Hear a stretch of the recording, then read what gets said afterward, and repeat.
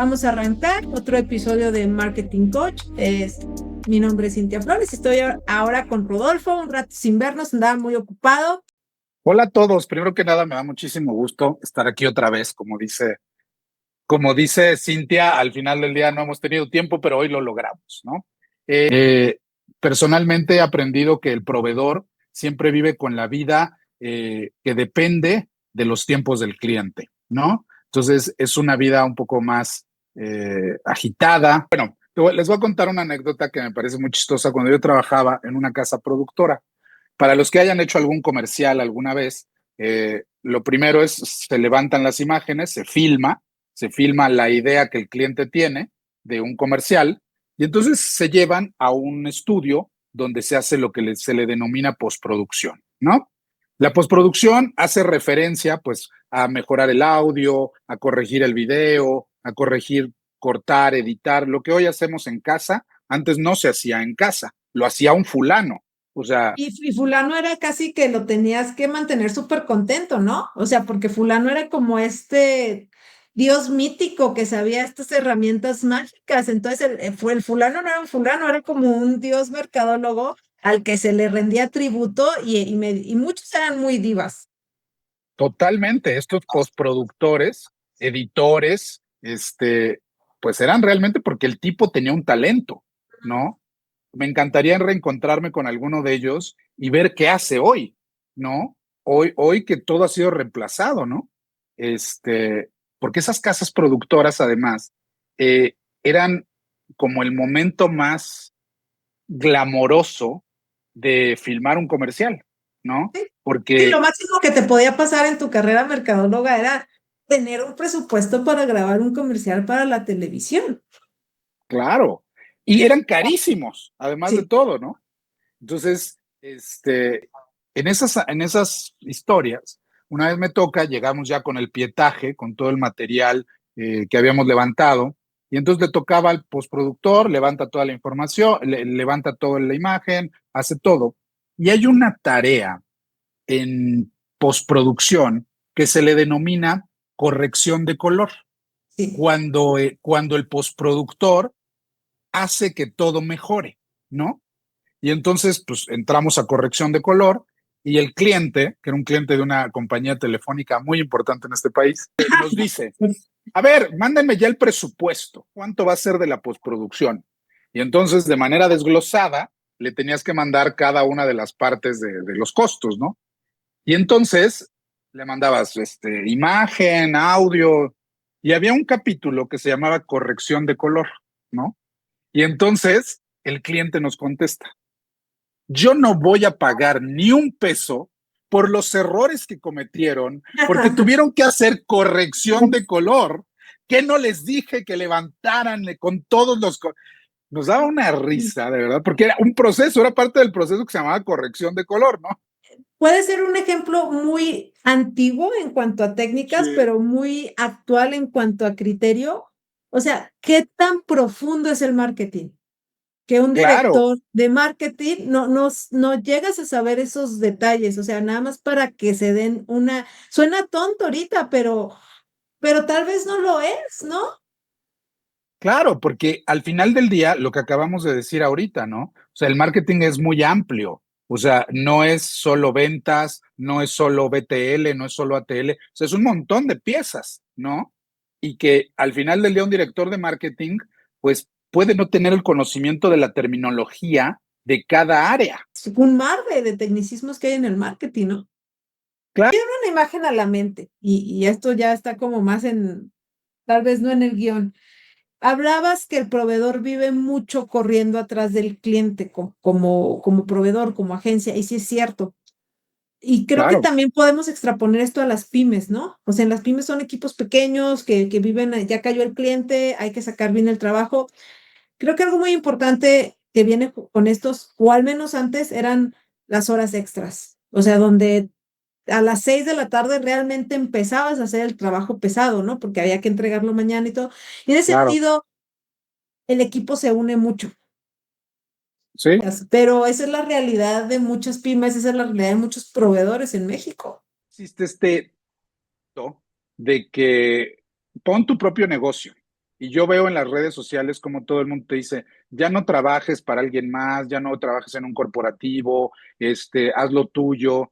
Pero la verdad es que el trabajo del pyme y el trabajo del profesionista independiente o del el individuo que tiene su propio startup es un reto a tu carácter. Hay quien tiene el carácter y hay quien no lo tiene. Hay quien tiene el temperamento y hay quien no lo tiene. Entonces, yo creo que no es para cualquiera. O sea, porque la prisa, los tiempos del cliente, las desveladas, las pocas herramientas que algunas veces tienes, al arrancar sobre todo, pues es un tema que no le cuadra. Mi hermana mi hermana es una Godínez, que toda su vida ha sido Godínez, ama ser Godínez, ¿no? Entonces siempre me dice, es que yo amo porque cada 15 días en el cajero automático, pácale, pácale. Y amo porque a las 6 de la tarde, todos los días, estoy en mi casa, todos los días. Entonces, creo que son dos personalidades que hay que tener, son dos temperamentos que hay que tener para atreverse a la pyme o para atreverse al startup o para quedarse cómodamente en el mundo del corporativo, ¿no? Sí, y Por- yo creo que pymes y proveedores y todo esto, o sea, la verdad, el humor es necesario para sobrevivir la carga y el estrés que se maneja. Sí, o sea, siempre. claro.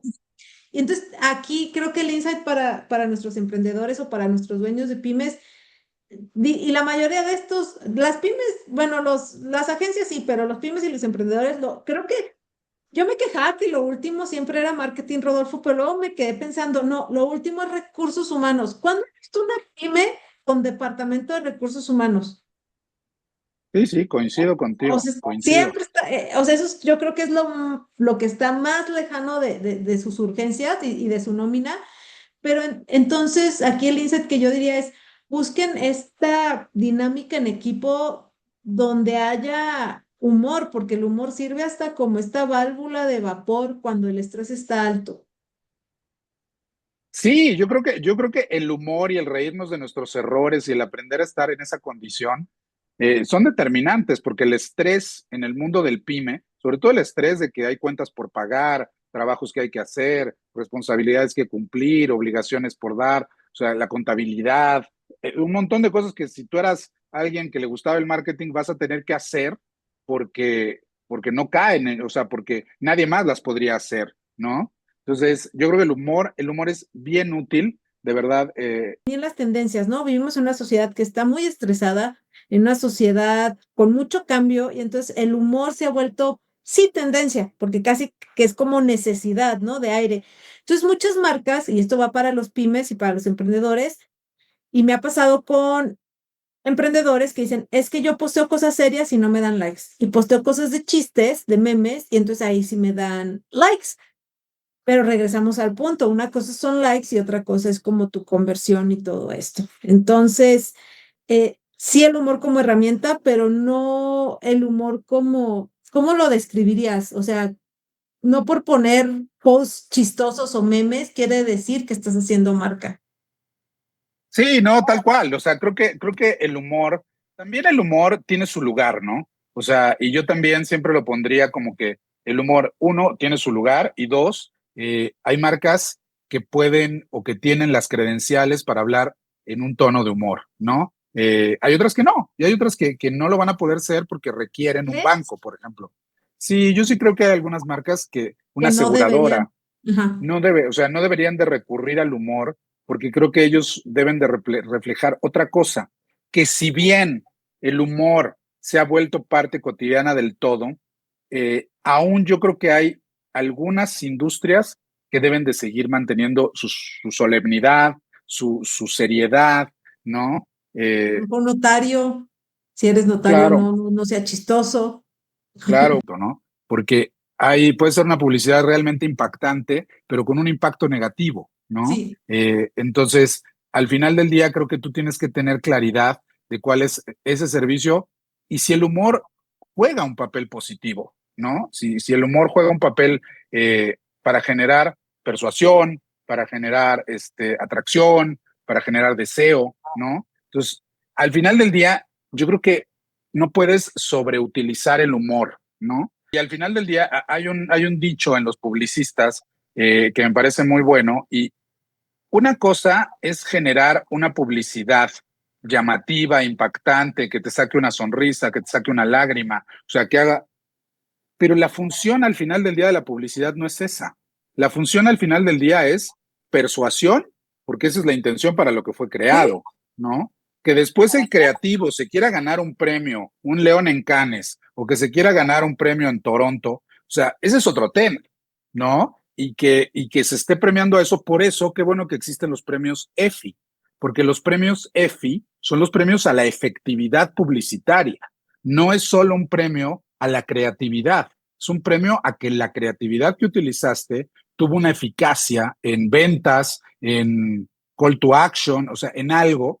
Y eso es lo que creo que se debe de premiar, ¿no? Ahí es donde si tu campaña con humor logró generar mayores ventas, estás haciendo lo correcto, estás en el lugar correcto, ¿no? Pero el humor no es para todos, yo creo, ¿no? exacto. Es más, sí, yo creo, a mí hasta le tengo mucho respeto a usar humor, ¿sabes? O sea, Sí, da sí, mucho, pero también pide mucho, o sea, pide de pensarlo mucho para que aterrice bien, para que no te coma, o sea, para que no se acuerde solo del chiste y no de quién lo dijo. Y, o sea, el totalmente. humor sí da mucho, pero también pide mucho para poder aterrizarse de manera correcta.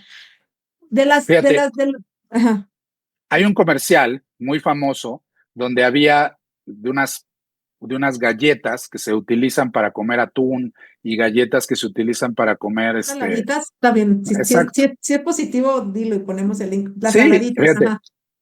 Y salía un chino, salía un niño chino que no venía ni al caso. O sea, era un humor extrañísimo porque, ay, comemos las saladitas. Se quedaban callados todos en la mesa y de repente decían el nombre del chino. Ah, ahí está. Y Chong Ching Chung. Así acababa el comercial. ¿Me entiendes? La cara del chino era muy graciosa, o sea, el personaje ahí no venía ni al caso, o sea, Ok. no tenía toda la familia muy mexicana y el chino ahí metido, y luego la familia era muy noruega y el chino ahí metido, y luego, o sea, ¿el chino qué? ¿Me entiendes? Evaluar esa publicidad fue muy difícil, porque la gente terminaba de decirte, no me gusta, no lo entiendo, no está padre, pero cuando se hizo el tracking posterior, ya cuando estuvo al aire la publicidad, salía altísimo, los niveles de recordación eran altísimos, ¿no? Pero cuando se hizo el pretest, era bajísimo y el cliente aún así se aventó a sacarlo con todas nuestras recomendaciones y después cuando regresó y nos dijo, es que todo el mundo se acuerda de mi comercial, todo el mundo vio al chino, ¿no?